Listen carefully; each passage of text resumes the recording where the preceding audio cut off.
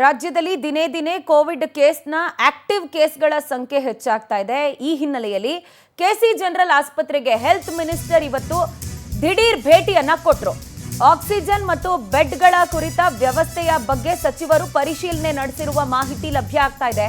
ಅಲ್ಲಿರುವ ವೈದ್ಯರಿಂದ ಆರೋಗ್ಯ ಸಚಿವ ದಿನೇಶ್ ಗುಂಡೂರಾವ್ ಈ ಕುರಿತಂತೆ ಮಾಹಿತಿಯನ್ನ ಪಡ್ಕೊಂಡಿದ್ದಾರೆ. ಬೆಂಗಳೂರಿನಲ್ಲಿ ಆತಂಕಕ್ಕೆ ಕಾರಣ ಆಗ್ತಾ ಇರೋದು ಈಗಾಗಲೇ 73 ಕೇಸ್ಗಳು, ಕೊರೋನಾ ಕೇಸ್ಗಳು ಆಕ್ಟಿವ್ ಆಗಿರುವಂತದ್ದು. ಈ ಸಂಖ್ಯೆಗಳು ಇದೀಗ ಆತಂಕಕ್ಕೆ ಕಾರಣವಾಗ್ತಾ ಇರೋ ಕಾರಣ ಮುಂಜಾಗ್ರತಾ ಕ್ರಮಗಳನ್ನ ವಹಿಸಬೇಕು ಅಂತ ಹೇಳಿ ವೈದ್ಯರಿಗೆ ಸೂಚನೆಯನ್ನ ಆರೋಗ್ಯ ಸಚಿವರು ರವಾನೆ ಮಾಡಿದ್ದಾರೆ.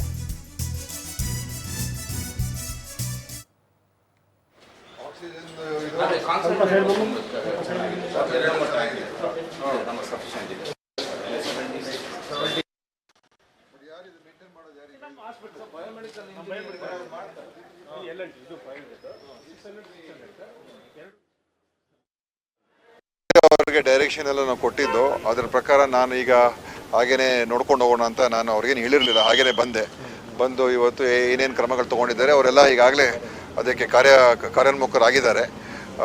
ಏನು ಅಗತ್ಯ ಇರುವಂಥ ICU ಬೆಡ್ಗಳು ಎಲ್ಲ ಹಾಕೋಬೇಕು, ಐಸೋಲೇಷನ್ ವಾರ್ಡ್ ಎಲ್ಲಿ ಮಾಡ್ಕೋಬೇಕು, ಆಮೇಲೆ ಆಕ್ಸಿಜನ್ ಸಪ್ಲೈ ಎಲ್ಲ ಸರಿಯಾಗಿದೆಯಾ ಇಲ್ವಾ, ಈ ಬೇರೆ ರೂಲ್ಸ್ ಪ್ರಕಾರ ಇನ್ನೇನಿದೆ ಅದು ಮಾಡುವಂಥ ಅವಶ್ಯಕತೆ ಏನೇ ಇದ್ರೂ ಕೂಡ ಅವ್ರು ಮಾಡೋದಕ್ಕೆ ಪ್ರಿಪೇರ್ ಮಾಡ್ಕೊಂಡಿದ್ದಾರೆ. ಆಗಲೇ ಅವ್ರಿಗೆ ಡೈರೆಕ್ಷನ್ ಎಲ್ಲ ನಾವು ಕೊಟ್ಟಿದ್ದು, ಅದರ ಪ್ರಕಾರ ನಾನು ಈಗ ಹಾಗೇನೆ ನೋಡ್ಕೊಂಡು ಹೋಗೋಣ ಅಂತ ನಾನು ಅವ್ರಿಗೇನು ಹೇಳಿರಲಿಲ್ಲ. ಹಾಗೇನೆ ಬಂದು ಇವತ್ತು ಏನೇನು ಕ್ರಮಗಳು ತೊಗೊಂಡಿದ್ದಾರೆ ಅವರೆಲ್ಲ ಈಗಾಗಲೇ.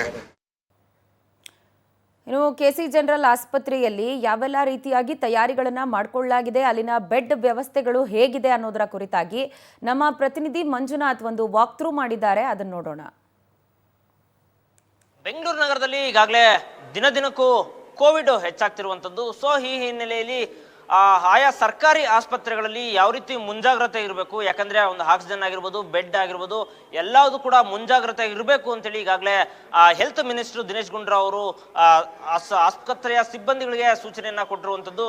ಸದ್ಯ ನಾನು ಕೆಸಿ ಜನರಲ್ ಆಸ್ಪತ್ರೆಯಲ್ಲೂ ಕೂಡ ಈಗಾಗಲೇ ಮುಂಜಾಗ್ರತೆಯಾಗಿ ಎಲ್ಲ ರೀತಿಯ ಸಿದ್ಧತೆಯನ್ನ ಮಾಡ್ಕೊಂಡಿರುವಂಥದ್ದು. ಸೊ ನೀವು ಗಮನಿಸ್ತಾ ಇರ್ಬೋದು, ಸದ್ಯ ನಾನೀಗ ಕೆಸಿ ಜನರಲ್ ಆಸ್ಪತ್ರೆಯಲ್ಲಿದ್ದೀನಿ. ಈ ಆಸ್ಪತ್ರೆಯಲ್ಲಿ ಬೆಡ್ ವ್ಯವಸ್ಥೆ ಆಗಿರ್ಬೋದು, ವೆಂಟಿಲೇಟರ್ ವ್ಯವಸ್ಥೆ ಆಗಿರ್ಬೋದು, ಆಕ್ಸಿಜನ್ ವ್ಯವಸ್ಥೆ ಆಗಿರ್ಬೋದು, ಪ್ರತಿಯೊಂದು ಕೂಡ, ಯಾಕಂದ್ರೆ ಲಾಸ್ಟ್ ಈ ಹಿಂದೆ ಕೂಡ ಕೋವಿಡ್ ಬಂದಿತ್ತು. ಕೋವಿಡ್ ಆದರೂ ಹೇಗಿತ್ತು ಅಂತೇಳಿ ಎಲ್ಲರೂ ಕೂಡ ಜನರು ಸಾಕಷ್ಟು ರಾಜ್ಯದಲ್ಲಿ ಲಾಕ್ಡೌನ್ ಆಗಿ ಸಖತ್ತು ಕಷ್ಟ ಅನುಭವಿಸುವಂತಹ ಪರಿಸ್ಥಿತಿ ಎದುರಾಗಿತ್ತು. ಸೊ ಹೀಗಾಗಿ ಈ ಪರಿಸ್ಥಿತಿ ಅಷ್ಟರ ಮಟ್ಟಿಗೆ ಹೋಗ್ಬಾರ್ದು ಅಂತೇಳಿ ಈಗಾಗಲೇ ಏನು ರಾಜ್ಯದಲ್ಲಿ ಕೋವಿಡ್ ಕಾಣಿಸ್ಕೊಂಡಿದೆ, ಅದರಲ್ಲೂ ಬೆಂಗಳೂರು ನಗರದಲ್ಲಿ ಸಾಕಷ್ಟು ಕೇಸ್ಗಳು ಕೂಡ ದಾಖಲಾಗಿರುವಂಥದ್ದು. ಸೊ ಈ ಹಿನ್ನೆಲೆಯಲ್ಲಿ ಆಯಾ ಒಂದಿಷ್ಟು ಆಸ್ಪತ್ರೆಗಳಲ್ಲಿ ಕೋವಿಡ್ ಅಂತೇಳಿ ವಿಶೇಷ ಸ್ಪೆಷಲ್ ವಾರ್ಡ್ಗಳನ್ನ ಮಾಡಿರುವಂಥದ್ದು.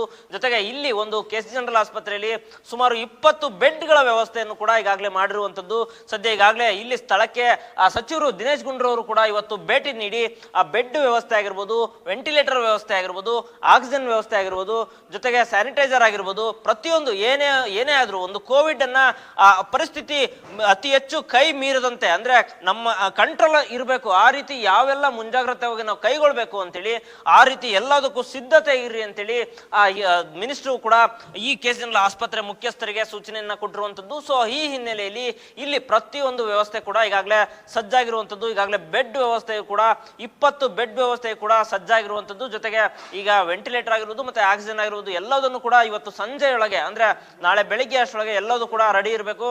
ಜೊತೆಗೆ ಪಾಸಿಟಿವ್ ಕೇಸಸ್ಗಳನ್ನ ಎಲ್ಲಿ ದಾಖಲು ಮಾಡಬೇಕು ಅದಕ್ಕೆ ಅಂತೇಳಿ ಸ್ಪೆಷಲ್ ವಾರ್ಡ್ ಅನ್ನು ಕೂಡ ಈಗಾಗಲೇ ಮಾಡಿರಲಾಗಿರುವಂತದ್ದು. ಒಟ್ಟಾರೆ ದಿನಕ್ಕೂ ಹೆಚ್ಚಾಗ್ತಿರುವಂತಹ ಕೋವಿಡ್ಗೆ ನಾವು ಯಾವುದೇ ಕಾರಣಕ್ಕೂ ನಮ್ದು ಪರಿಸ್ಥಿತಿ ಕೈ ಮೀರಬಾರ್ದು, ಅಗಮೀರಬಾರ್ದು. ಯಾಕಂದ್ರೆ ಲಾಸ್ಟ್ ಟೈಮ್ ನಾವು ಅಲ್ಲೇ ನೋಡಿದ್ವಿ ಕೋವಿಡ್ ಇಂದ ಏನೆಲ್ಲ ಅನಾಹುತ ಆಗಿತ್ತು, ಪರಿಸ್ಥಿತಿ ಜನರು ಎದುರಿಸುವಂತಾಗಿತ್ತು. ಸೊ ಹಾಗಾಗಿ ಈ ರೀತಿ ಅದನ್ನ ಯಾವ ರೀತಿ ನಾವು ಕಂಟ್ರೋಲ್ ಮಾಡಬೇಕು ಅಂತೇಳಿ ಈಗಾಗಲೇ ಆರೋಗ್ಯ ಸಚಿವರು ದಿನೇಶ್ ಗುಂಡೂರಾವ್ ಅವರೇ ಕೂಡ ಆಯಾ ಸಂಬಂಧಪಟ್ಟಂತ DHO ಆಗಿರ್ಬೋದು, ಜೊತೆ ಬೆಂಗಳೂರು ನಗರದಲ್ಲಿ ಆಯಾ ಸಂಬಂಧಪಟ್ಟಂತ ಅಧಿಕಾರಿಗಳಿಗೆ ಮೀಟಿಂಗ್ ಮಾಡಿ ಸೂಚನೆಯನ್ನ ಕೊಟ್ಟಿರುವಂತದ್ದು. ಆ ನಿಟ್ಟಿನಲ್ಲಿ ಈಗಾಗಲೇ ಕೆಸಿ ಜನರಲ್ ಆಸ್ಪತ್ರೆಯಲ್ಲಿ ಎಲ್ಲಾ ರೀತಿಯ ಮುಂಜಾಗ್ರತೆ ಕ್ರಮವನ್ನ ವಹಿಸಿರುವಂತದ್ದು. ಕ್ಯಾಮರಾ ಪರ್ಸನ್ ಪ್ರಶಾಂತ್ ಜೊತೆ ಮಂಜುನಾಥ್ ಸಕ್ರ, ಪವರ್ ಟಿವಿ, ಬೆಂಗಳೂರು.